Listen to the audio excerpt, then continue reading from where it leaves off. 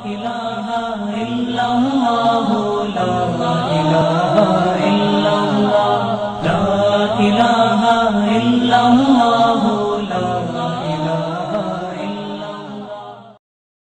الحمد لله وكفى والصلاة والسلام على عباده الذين اصطفى أما بعد. اللهم صل على سيدنا محمد وعلى آل سيدنا محمد وبارك وسلم. اللهم صل على سيدنا محمد وعلى آل سيدنا محمد وبارك وسلم.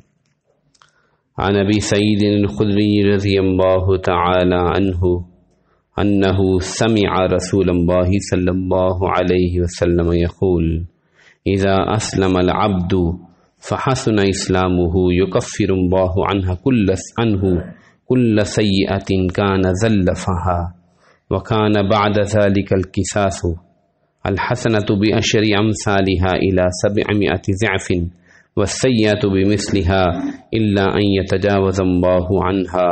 رواه البخاري. اللهم صل على سيدنا محمد وعلى آل سیدنا محمد مبارک وسلم. کل جو مضمون بیان ہوا تھا وہ یہ تھا کہ اللہ جل جلالہ اسلام کی وجہ سے انسان کے پچھلے تمام گناہوں کو معاف فرما دیتے ہیں. یہاں پر جو دوسرا مضمون اسی سے مناسب ہے وہ بخاری شریف کی روایت ہے، مسلم نے روایت نہیں کی.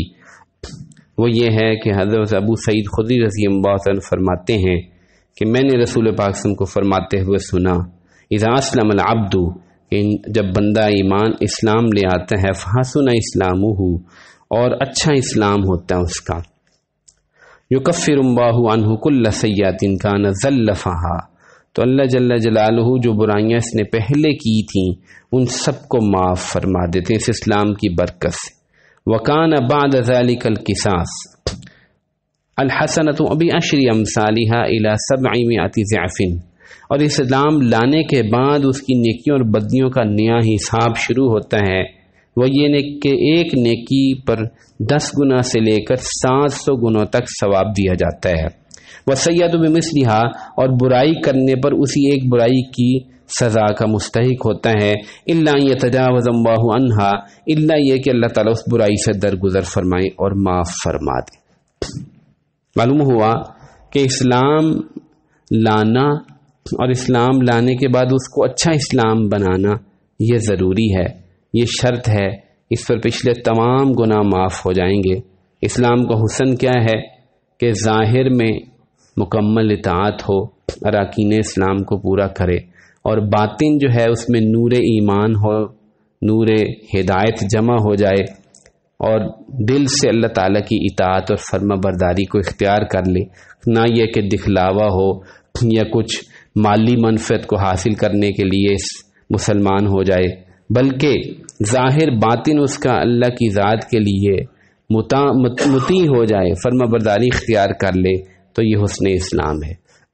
اور جس شخص نے ایسا کر لیا اور زندگی اس کی اسلام پر آئی تو اللہ جل جلالہ نے اس کے لیے کیا خوب فیصلہ کیا ہے، جو اس امت کے لیے خاص مہربانی ہے کہ اب جب اس شخص کے ظاہر باطن میں اسلام ہے، منافقت نہیں ہے، تو پچھلے سب گناہ تو معاف ہو گئے.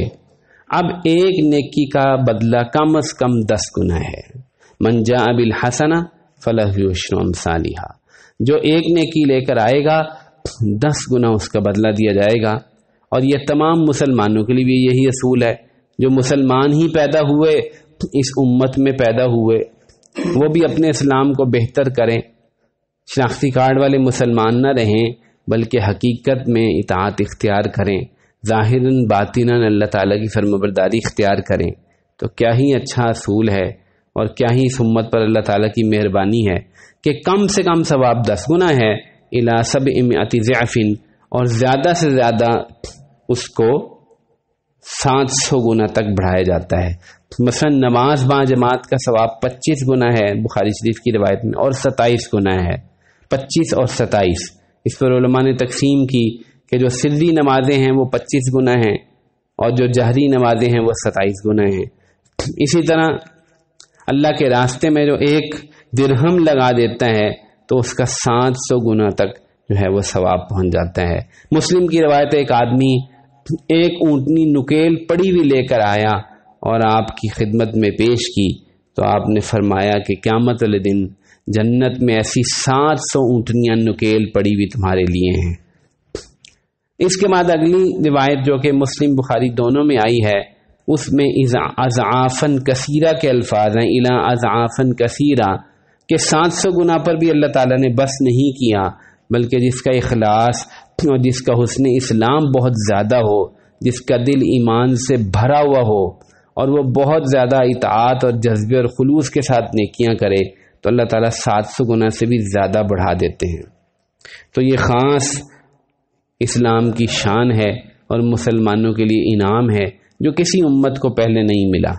بعض شارحین نے یہاں پر یہ تشریح کی ہے کہ پہلے 700 گنا ہی کا قاعدہ تھا، لیکن اللہ تعالیٰ کو اپنے نبی سے چونکہ محبت بہت زیادہ ہے، اس لیے نبی کی امت پر انعامات بڑھتے ہی چلے گئے اور 700 گنا سے پھر اضعافاً کثیرہ جو ہے اس تک پہنچ گیا معاملہ۔ اور پھر آخر میں جو آیت قرآن میں آئی ہے، انما یوفی الصابرون اجرہم بغیر حساب، کہ اللہ تعالیٰ صابرین کو، صبر کرنے والوں کو تو بغیر حساب کے عطا فرمائیں گے۔ چانچہ حدیث میں آتا ہے کہ صابرین پر، جنہوں نے دین پر جمے رہے اور مصائب اور مصیبتوں پر، مشکلات پر، دین کے رستے میں رکاوٹوں پر صبر کرتے رہے، ان کی طرف بے حد و حساب اجر جو ہے وہ لٹایا جائے گا اور بہایا جائے گا۔ اس پر لوگ تمنا کریں گے کہ اے کاش دنیا میں ہمارے بدن کو لوہے کی کینچیوں سے کتر دیا جاتا، آج اس صبر کا اور دین پر جمنے کا اتنا بڑا اجر ہے۔ اللہ تعالی ہم سب کو عافیت کے ساتھ دین پر جمنے کی، حسن اسلام کی توفیق نصیب فرمائے۔ وآخر دعوانا الحمدللہ رب العالمین۔